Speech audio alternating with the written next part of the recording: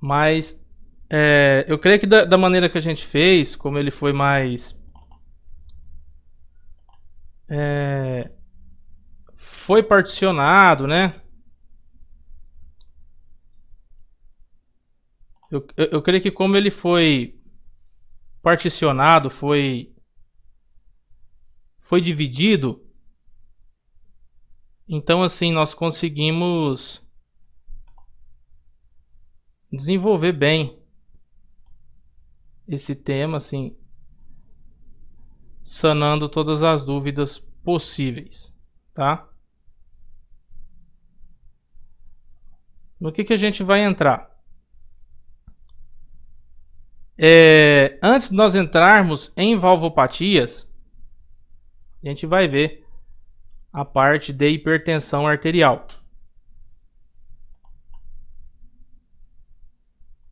Nessa parte de hipertensão arterial, nós vamos trabalhar aqui com os padrões pressóricos, né? Os valores normais pressóricos. Vira e mexe está tendo alguma outra mudança protocolar com respeito a esses níveis,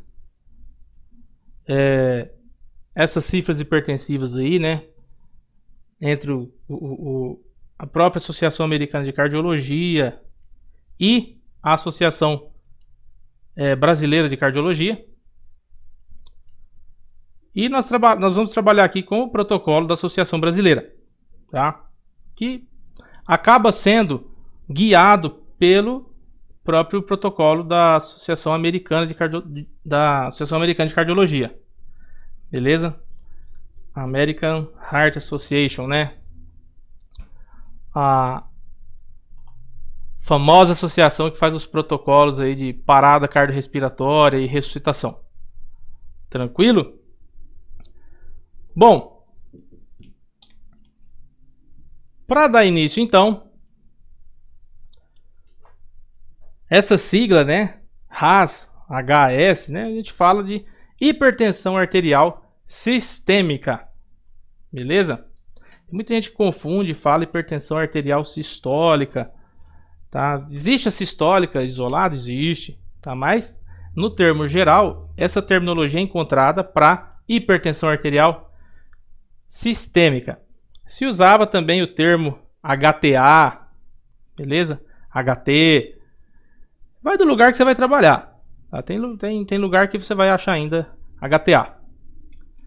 Bom, e esse valor pressórico, ela é definida, né, por níveis médios de pressão arterial, de cifras tensionais, que causam risco significativo de evento cardiovascular, tá? Eventos diversos.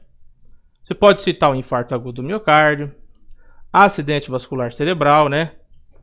Inclusive já se usa a terminologia acidente vascular encefálico. Aumenta-se o risco de tromboembolia, de trombose venosa profunda, várias outras patologias aí acabam que vem junto ali de mãos dadas com a hipertensão arterial sistêmica. E geralmente, na maior parte dos casos, de 90 a 95, vem ali com o paciente chega com a hipertensão arterial primária. E de 5 a 10 com hipertensão arterial secundária. O que seria isso? Essa hipertensão arterial secundária, ela vem ali de arraste de outra enfermidade que o paciente tem. Beleza? Exemplo. O paciente tem uma injúria renal crônica, uma injúria renal por N motivo, tá? Houve o descontrole lá do mecanismo renina-angiotensina-aldosterona. O rim está retendo muito sódio, muita água. Beleza? O paciente está fazendo uma hipervolemia. Essa hipervolemia consequentemente aumenta o valor pressórico, né? Sobe a cifra tensional desse paciente. Isso ela é secundária. O paciente cursa com hipertensão arterial por um descontrole lá no rim. Joia?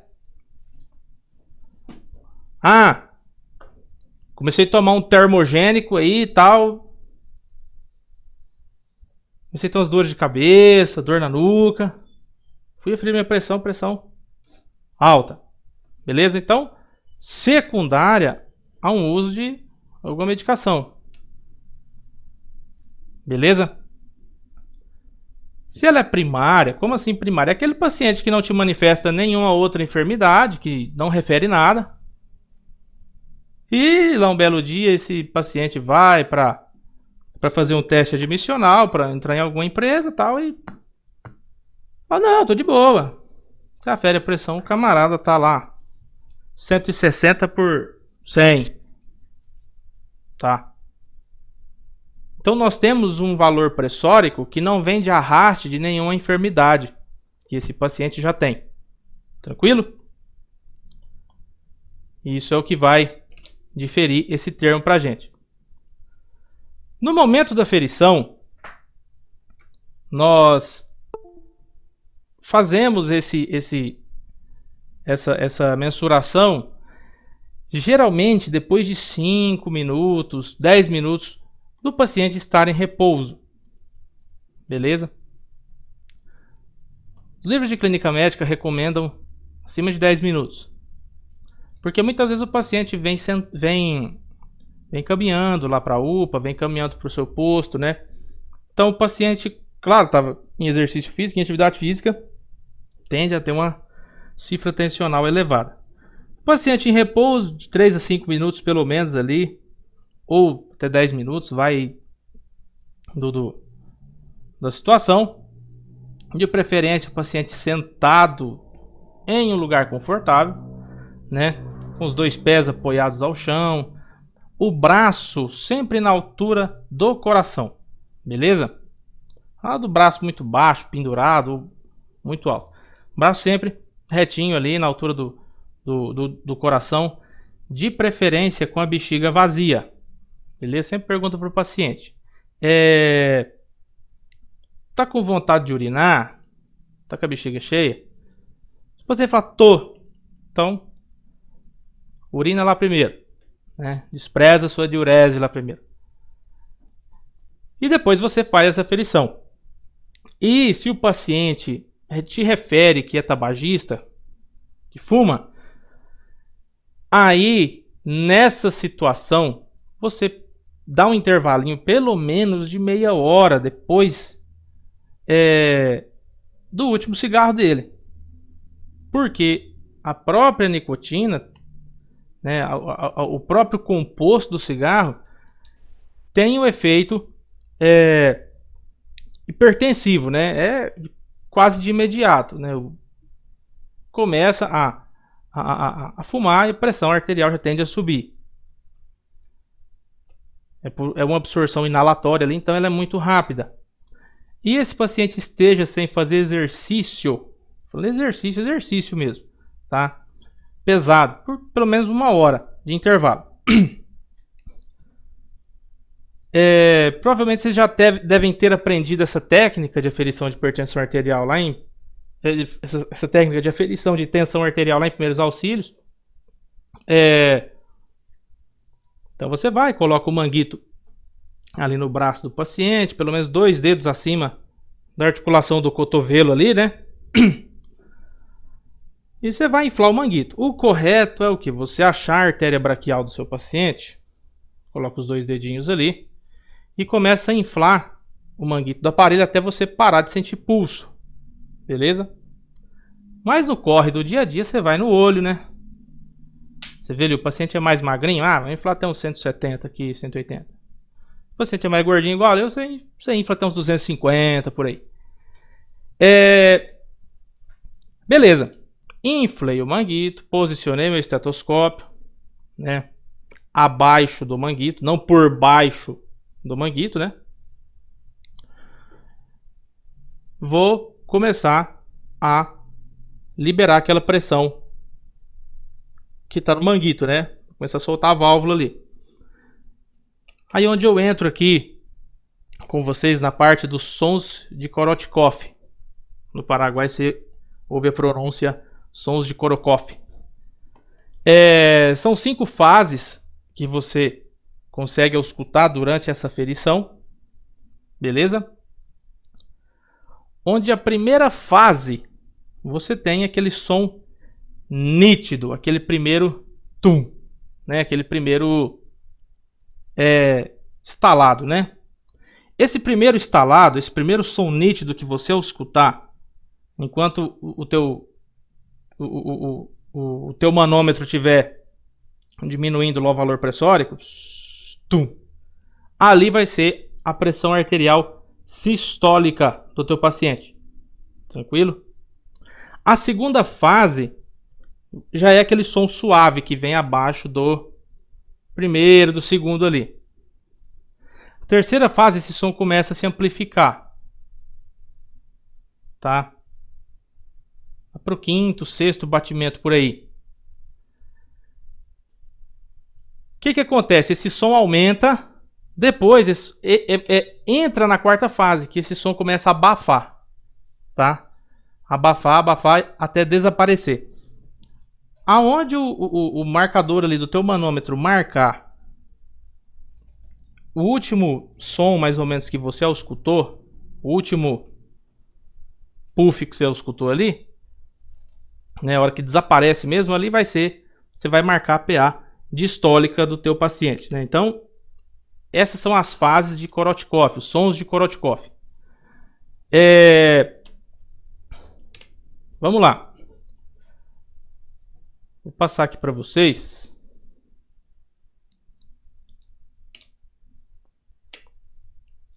Deixa eu fazer um esquema aqui para sair o som.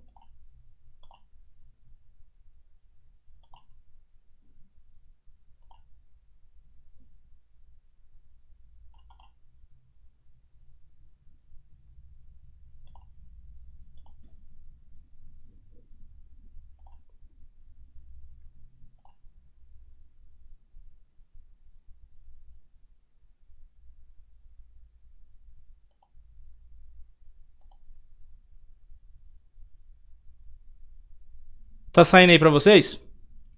Minha voz?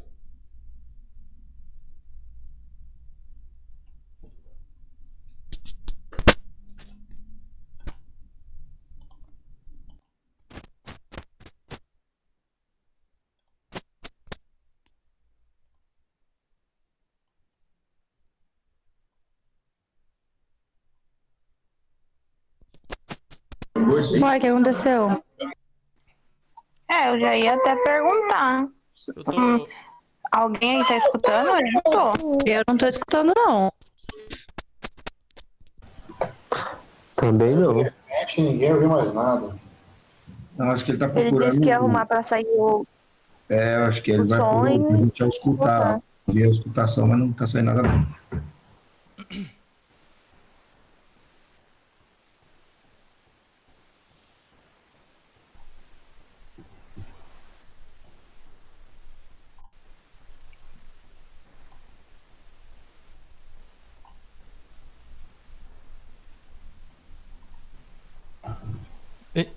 E agora, pessoal? Vocês estão me ouvindo, né? Sim. Sim, doutor. Agora sim. Acho que eu não vou conseguir reproduzir o áudio aqui pra vocês, mas tá. Então, esse vídeo tá lá no slide lá, tá?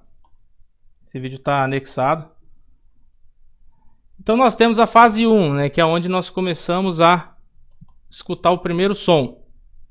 Então, o primeiro som aqui, no caso, apareceu no 120. 120 milímetros de mercúrio.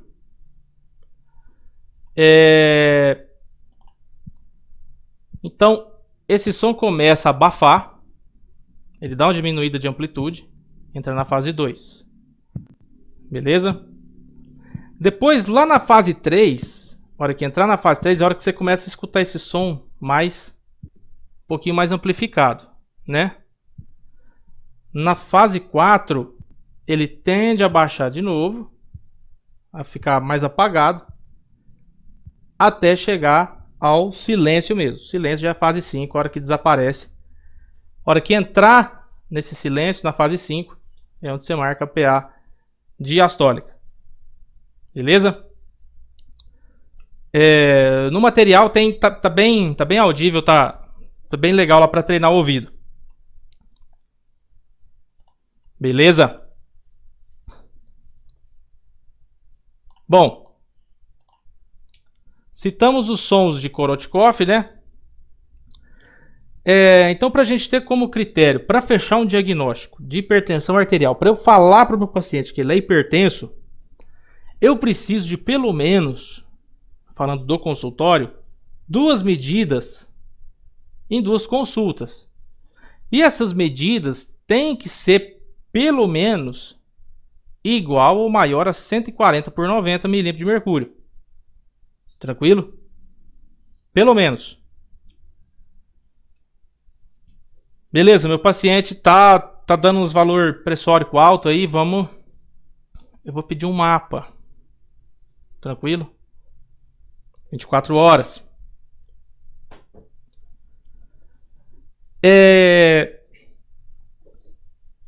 O meu paciente tem que estar com esse valor tendencioso ali igual ou maior de 130/80 durante 24 horas. Beleza? Com o meu paciente desperto, esse valor tem que estar esse valor acima de 135/85, igual ou maior de 135/85 milímetros de mercúrio. E durante o sono, pelo menos ali igual ou maior de 120/70, tá? Porque quando você está dormindo lá de boa, deitadinho na sua cama, a situação de estresse corporal é menor. Então você tende a ter um valor pressórico menor durante o sono. E no MRPA, pelo menos ali, né? O paciente, você manda o paciente com aquela folhinha, com a tabelinha para casa para ele anotar. Pelo menos um valor tendencioso maior a 135, igual ou maior a 135/85. Beleza? Como assim? Vão ser 6 aferições por dia em períodos atenuados, tá? Você põe 2 aferições pela manhã, 2 pela tarde, 2 pela noite, por 5 dias. O paciente vai anotar para você o horário que foi feita essa aferição e o valor por 5 dias e vai te trazer. Por ali você vai tirar a média e vai saber se esse paciente tem um quadro de hipertensão arterial ou não. Se é somente uma crise hipertensiva que chegou no seu consultório, lá no seu PS. Vamos lá. O que é o meu problema, a minha maior preocupação durante a hipertensão arterial, durante esse episódio? É o paciente fazer lesão de órgão-alvo. Tá? Existem órgãos que começam a sofrer de formas distintas devido a esse valor pressórico. Nós temos vários tipos de hipertensão. A primeira delas é a síndrome do jaleco branco. O paciente que vai chegar lá para você com a clássica crise hipertensiva ou pseudocrise hipertensiva. O paciente está normal, a hora que chega a equipe para atender ele, gera aquele estresse, a pressão arterial sobe, tá? Síndrome do jaleco branco. Existe a hipertensão arterial sistêmica, que é mascarada. O paciente parece que não tem hipertensão arterial, ele não tem sintomatologia nenhuma, mas a hora que você afere, você quase cai de costa, tá? Tem aquela cifra bem elevada.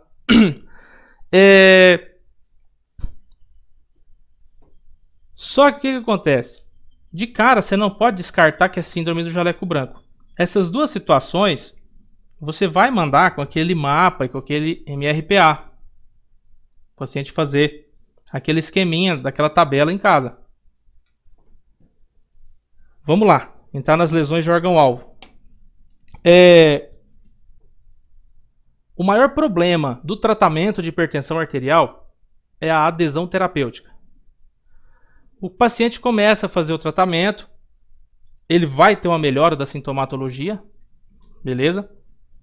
Ou, em outras situações, o paciente usa alguma medicação que provoca algum outro efeito colateral assim e abandona a medicação e não volta para fazer essa correção. Ou o clássico enalapril, né? Tem paciente que não tolera. Dá uma tosse violenta no paciente, ele para de tomar. Não vou mais mexer com isso daqui não. E abandona, tá?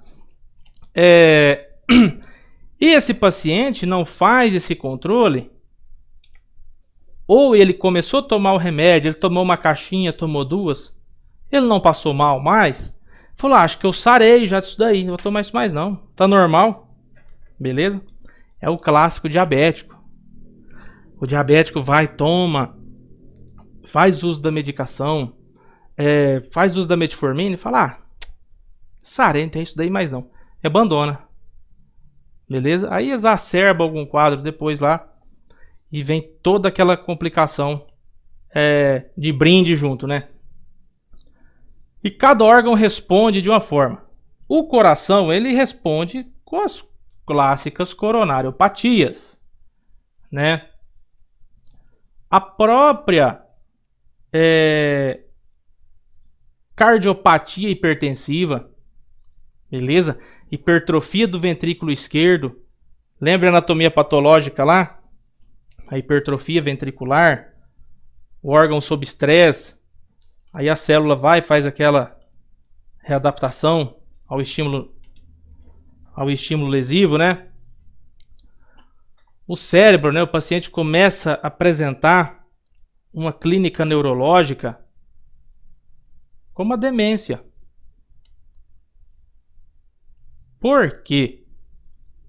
Vai causar algum descontrole lá embaixo, ou você vai ter um hiperfluxo cerebral, ou um hipofluxo cerebral, porque está descontrolando lá embaixo, né? Vai começar a faltar O2 lá para cima. A retina, né? A clássica retinopatia hipertensiva, alterações agudas e crônicas. Tem paciente que vai referir para você e fala assim, doutor, tem dia que eu acordo, parece que o olho vai saltar para fora do rosto. Pressão. Outro tipo de situação, o paciente tem crise hipertensiva de madrugada, dormindo, e tem derrame de esclera. O paciente acorda, vai lá no espelho, né? Tá vermelho o olho do paciente, a esclera, parecendo que tomou um soco, tá? Derrame ocular. Rompeu o vaso ali durante a crise hipertensiva de madrugada e rompeu um vasinho daquele dentro da esclera. O rim, ele responde com a nefropatia mesmo, né? Aquela clássica que a gente viu lá na insuficiência cardíaca, né? E a doença arterial periférica. A doença arterial periférica, ela tende a acometer de uma forma mais seletiva os membros inferiores, tá? Por quê? Porque é onde eu tenho, entre aspas, um fluxo mais lentificado, né? Eu tenho aquele fluxo um pouco mais parado. E a claudicação, ela é clássica. A claudicação ela é clássica até no paciente que está cursando com TVP, trombose venosa profunda. Doutor, o que é claudicação? Claudicação é aquela dor na parte posterior da perna, aquela clássica dor na panturrilha. Beleza? Começa a observar que boa... Oi? Só um momentinho, só tá gravando? Tô. Ah, tá. Só isso mesmo. Doutor? Sim, doutor, pois não. Eu queria... Tô com a dúvida. O senhor falou agora de um pré-treino. Eu tomei um pré-treino tem uns 3 dias atrás e me deu uma batedeira tão esquisita que até meus dedos ficaram roxos. E você se toma também? Ai, ai. Bom, depende da composição do teu pré-treino, né? Efedrina muito alta. Nossa. Provavelmente a tua... Adrenalina pura, então. Pois é. Provavelmente a tua pressão arterial vai estar um pouquinho elevada por consequência desse seu pré-treino aí. Tá? Isso... O que acontece? Quando você faz o uso de qualquer tipo de droga para fazer um aumento de metabolismo, para acelerar a metabolização, tem toda uma história por trás, né? Se você tem aí algum trombo que tapa descolar da parede de uma artéria, você vai ter um aumento de frequência cardíaca um pouco absurdo, vai ter um aumento da cifra hipertensiva e um trombo desse pode deslocar. Por isso que hoje em dia é maior os casos de puto, o cara é novo, é malhado, né, tal, tem um shape legal e infartou. Beleza? Por quê? Por causa desses pré-treino doido. Por causa dessas medicações que vão agir na aceleração metabólica. Tranquilo? Você faz uma aceleração metabólica, então, consequentemente, você tem aumento de frequência cardíaca, você tem aumento de temperatura, né? Aí, como bom brasileiro, ele já bebe um pouco também, aumenta a catabolização lá no fígado, o fígado já começa a jogar gordura para fora, e você tomando termogênico e vai virando aquele rolo, né? O pior que eu misturei o pré-treino com termogênico, foi isso mesmo. Aí, ó. Bem que eu falei. Então,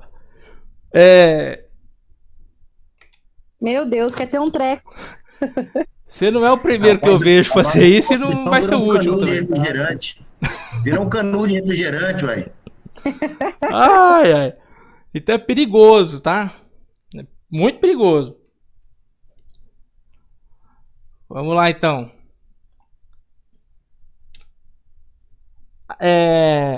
A claudicação, o que eu ia ressaltar lá é que a maioria dos pacientes que tem uma hipertensão arterial mal controlada, você pode observar, quando vocês forem fazer os estágios de vocês de clínica, que boa parte desses pacientes que não têm uma boa aderência da medicação vão referir para vocês dor na panturrilha, beleza? É uma dor bem no meio da panturrilha, atrás, tá? Tá, mas a dor é de lado, meio de lado, pro lado de dentro, assim, ó. Isso aí pode ser rama terminal do nervo ciático, beleza? Mas, geralmente, quando essa dor ela é uma dor profunda, bem no meio da panturrilha, bem localizada na parte posterior ali, certinho ali, isso é sinal dessa claudicação intermitente que a gente citou aí. Vamos lá. O cérebro, né, as artérias cerebrais, elas sofrem da mesma forma que as outras artérias, né? A aterosclerose. Vamos lá. Um valor pressórico elevado, você pode ter ali esse aumento aterosclerótico, e esses vasos também podem sofrer arterioesclerose. Diferente. Aterosclerose é a placa de ateroma que está grudada lá na parede da artéria. Lá na túnica íntima ali, na parte interna. A arteriosclerose é o endurecimento do vaso. O vaso fica rígido. Então a probabilidade daquele vaso se dilatar um pouquinho para tentar compensar esse episódio hipertensivo começa a se tornar menor. Até que chega um ponto que esse vaso torna-se muito suscetível a romper ou ocluir, caso venha algum trombo viajando aí de outro lugar. Tranquilo? Aí o que acontece? O paciente pode cursar com microaneurisma. Aquele paciente que começa tendo vários picos hipertensivos, muitas vezes ele nem percebe, né? Até que chega um ponto que isso desencadeia para um AVE hemorrágico mesmo, tá? Para um AVC hemorrágico. Aí você tem uma ruptura de um vaso maior, aumenta a pressão intracraniana e dá toda aquela clínica neurológica brava lá. Já na retina, a gente cursa com algumas alterações que entram aí no protocolo da classificação de Kate Wagner, né? Que são 4 classificações aí. A primeira é quando você tem o estreitamento arteriolar, beleza? E um distúrbio de cruzamento atrioventricular patológico. Isso vai causar alterações crônicas lá na retina, beleza? Não vem como um quadro agudo, então o paciente tende a referir um sintoma que começou, eu tenho isso há muitos anos e vem piorando, beleza? E o caso já da hemorragia, né? Da exudação, o edema de papila, o edema de fundo de olho, isso já são alterações agudas, beleza? Já é aquele paciente que eu falei para vocês que tem a crise hipertensiva mesmo. Só que o edema de papila, cuidado em quem vocês forem olhar. Por quê? O edema de papila ele aparece também em pacientes que cursam com traumatismo crânioencefálico. Beleza? Às vezes o paciente está com TCE, mas ele não rebaixou. Ele está de boa, tá lá, você pega o oftalmoscópio. Opa! Fundo do olho tá meio zoado, a papila tá demasiada e tal. Será que esse paciente tem hipertensão? Mas o que pode ter acontecido? O camarada caiu sem capacete na terra, na estrada de terra, estrada vicinal, e às vezes não cortou, couro cabeludo, nada. Tranquilo? O paciente não tem sangramento, o paciente não começou a rebaixar aquela clínica violenta ainda. Então, esse edema de fundo de olho, esse edema de papila também aparece no TCE.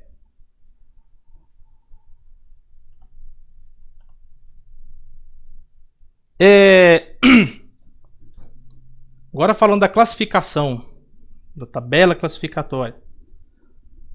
Nós temos valores normais quando eles são iguais ou menores, claro, com uma tolerância de 120 por 180 milímetros de mercúrio, beleza? Entra um quadro pré-hipertensivo quando eu tenho essa cifra oscilando de 121 numa margem sistólica a 139 e uma diastólica de 81 até 89. E para eu falar que eu tenho uma hipertensão arterial já estagiada, que já está no estágio 1, é acima de 140, tá? É de 140 a 159 e 90 até 99. Isso é o estágio 1. O estágio 2 já é aquele estágio que vai de 160 a 179 e a diastólica dele vai de 100 até 109. Beleza? E a já do estágio 3, que é aquele estágio que absurdo mesmo, aquela cifra tensional severa, o paciente já tem cifra pressórica e sistólica de acima de 180 e diastólica acima de 110, beleza? O paciente pode ter hipertensão arterial sistólica isolada. Sobe só a sistólica. Tranquilo? É normal. Muitas vezes você vê o paciente está 14/8, né? 140/80, 140/90. Tranquilo? Não vou entrar em remédio com vocês aqui, tá? Só pincelar o tratamento. O meu plano aqui é o quê? Num público geral, que é a galera adulta, até os 59 anos, 60, público geral, eu busco manter essa cifra pressórica para baixo de 140/90. No paciente que tem igual ou mais de 60 anos de idade, eu já vou cuidar um pouquinho mais aqui. Eu quero essa cifra para baixo de 150. Eu ainda tiro uma margem de oscilação ainda, tá? E naquele paciente de alto risco cardiovascular, quem que é o alto risco cardiovascular? Aquele paciente que tem um aneurisma. Só que esse aneurisma não rompeu ainda, um aneurisma cerebral. Um exemplo. Esse paciente eu não posso deixar ele fazer uma cifra hipertensiva de maneira alguma, tá? Então eu vou segurar essa pressão dele de todo jeito aí, o que conseguir para baixo de 130/80. Tranquilo? Quando o paciente ele está no estágio pré-hipertenso, né, que é aquele 121 a 139 lá, eu não vou indicar de cara remédio para esse paciente. Lógico que eu vou olhar cada situação, né? Tem situação que sim, você vê que o paciente não vai ter tempo ali, não vai conseguir se cuidar direito. Porque geralmente esse pré-hipertenso eu consigo resolver essa situação com a mudança do estilo de vida dele, tá? Controla a ingestão de sal, vem uma dietinha, estimula o paciente a praticar um exercício físico, a ter uma alimentação melhor. No estágio 1, eu já vou entrar com a monoterapia, que é pelo menos uma droga, né? Pelo menos um antihipertensivo aí. Estágio 2, eu já vou entrar com 2 drogas, pode ser associado, né? Um diurético e um antihipertensivo, tá? E no estágio 3, dependendo da situação, até no próprio estágio 2, se ela é muito resistente, se essa hipertensão torna-se resistente, aí eu já posso associar 3 medicações, 4 medicações. Vai depender do caso, tá? E se for uma sistólica isolada, vai depender do valor pressórico dessa sistólica. Dependendo também, né, eu faço um controle ali dentro da escala de monoterapia e tá tranquilo. Beleza? Tratamento não farmacológico nós citamos. Moderação do consumo etílico também. No estágio 1,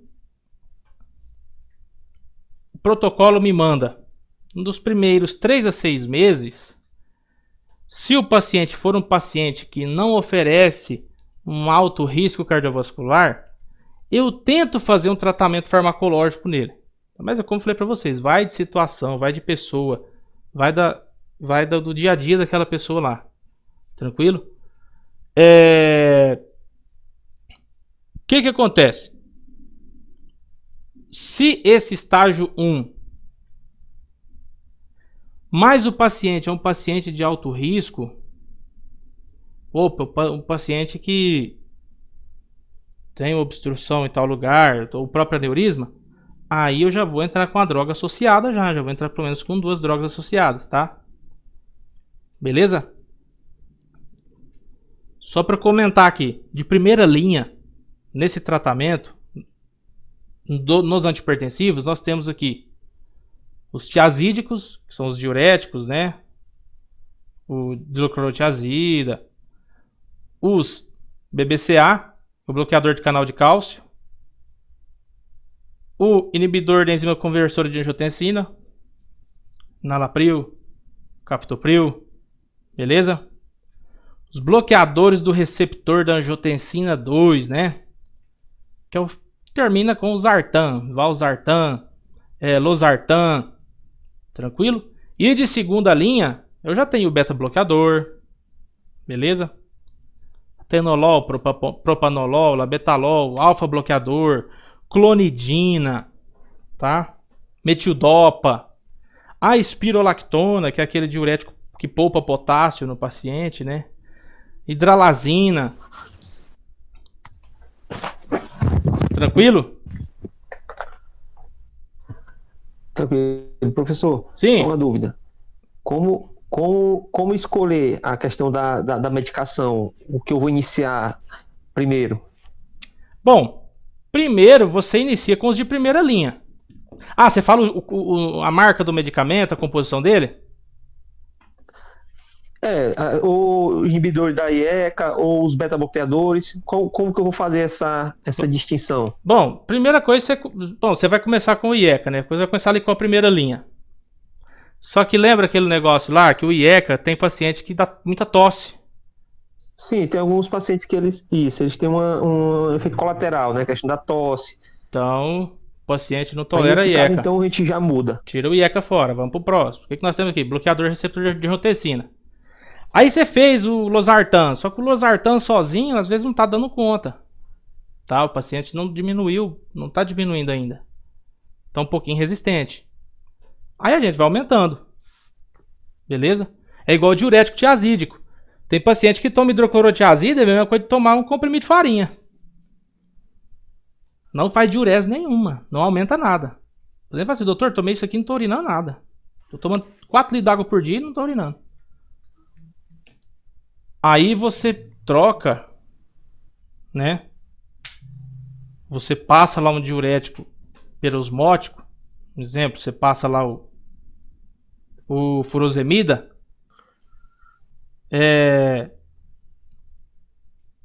O diurético de asa. Você passa o espirolactona. E fala, opa, agora funcionou. Tá bom? Diurético. Falar bem a verdade para você. Cada paciente responde de uma forma, então você vai testando. O paciente respondeu bem teu primeiro ataque ali? Top, vamos embora. Vamos no enalapril e vamos na hidroclorotiazida. Tá? O paciente, tô tossindo demais com isso aqui. Tá, vamos tirar esse enalapril então. Vamos botar uma losartana, né? Ou o losartan tá fazendo efeito, mas ainda é um paciente de alto risco. Vamos trocar esse losartan, vamos botar um mais forte, vamos botar um valsartan, né? O valsartan vai dar mais uma segurada. Mas o paciente está perdendo muito potássio, o cara está começando já a ter problema muscular. Então vamos tirar esse tiazídico, esse hidroclorotiazida, vamos botar espirolactona. Beleza? Funciona assim, cara. De acordo com o paciente vai te referindo melhor e a sintomatologia que ele vai vindo como secundária, você vai adaptando a receita. Funciona assim. Não tem receita de bolo aqui. Doutor? Sim. Eu dei uma saidinha num... Isso daí que o senhor está falando é os tratamentos para... Eu estou citando aqui os pilares só por cima, né? O pilar farmacológico aqui. Doutor, você podia falar a respeito, assim, no caso, essa linha de tratamento aí é para fração de injeção preservada, né? Cara, quando você fala da fração de ejeção, eu tenho que ver primeiro o que está diminuindo a fração de ejeção para eu tratar também. Isso daí. Porque, geralmente, um paciente hipertenso, provavelmente, ele vai ter uma fração de ejeção Normal. Provável. Quando essa fração de ejeção ela é muito diminuída, o paciente começa a apresentar episódios hipotensos, crises hipotensivas. Essa fração de ejeção ela pode estar diminuída por uma má condução elétrica, por um distúrbio valvar. Então, se é na válvula, eu tenho que tratar a válvula. Como que eu trato a válvula? Cara, a válvula não tem muito segredo. Eu preciso controlar a frequência cardíaca para poupar ela. Não tem uma droga fortificante de válvula para especificamente, tá? O que que acontece? Por isso que você manda seu paciente fazer aquele mapa e aquele MRPA para você ver como que a pressão dele oscila durante o sono e quando ele está desperto. E durante aqueles 5 dias, as 6 aferições. E aí você vai ver. O negócio tem que controlar a pressão arterial. Você tem que controlar aquela frequência cardíaca que provavelmente vai estar alta. E aqueles vasoespasmos. Tá? Você controlando isso daí, a fração de ejeção melhora. Porque você regula a frequência, você regula a circulação, você regula a pré-carga, você regula a pós-carga. Então o gasto cardíaco tende a melhorar. Porque o volume de entrada começa a ser melhor. Porque o vaso já está mais dilatado, está correndo mais, está passando mais sangue ali. Tá? Consegui te responder? Conseguiu, doutor, obrigado. Tá? Tudo depende. Depende da ecografia, da ecocardiografia do teu paciente. Doutor, Sim. aqui no Brasil, temos, assim, pelo princípio do SUS, que é a referência e contra-referência, né? No caso, por exemplo, conseguindo validar o diploma, passando um revalida, seremos aí médico generalista a priori, né? Sim. Nós podemos, assim, fazer esse tratamento prolongado para o paciente, ou seria um pouco mais, assim, digamos assim, prudente encaminhar ele para uma referência, que no caso seria um cardiologista? Cara, depende. Depende se o teu paciente tem risco. Se é um paciente de baixo risco, tá? Depende. Se é um paciente, aquele paciente que cursa com muita angina, muita dor. Porque tem paciente que você tem que passar... Vamos ver. Tem que passar aí nitroglicerina pro teu paciente, porque o teu paciente tem angina demais, tem muita dor no peito. Né? Então você já fala assim, errado alguma coisa. Aí você vai pedir... Primeira coisa que você faz. Pede um eletrocardiograma. Lembra lá? Primeira coisa do paciente cardiológico, eletrocardiograma. Faz uma boa auscultação, uma boa anamnese, um bom exame físico, pede eletrocardiografia. E na eletrocardiografia, você vai ver se é um paciente que você consegue resolver ali no posto de saúde, ou se é um paciente que você tem que mandar para um acompanhamento com um cardiologista. Porque você tem que ver o seguinte, no posto de saúde está acessível para ele ali no bairro dele. Se você mandar ele para referência, ele já vai cair no sistema, vai cair lá no CISREG, o CISREG vai regular ele, depois vai fazer o contato com ele, vai marcar, isso daí dependendo da cidade, dependendo do estado, vai 1 mês, 2 meses. Esse paciente nem vai mais. Tá? Correto, doutor, obrigado. Tudo depende, vai depender. Ok. Beleza, pessoal? Tranquilo?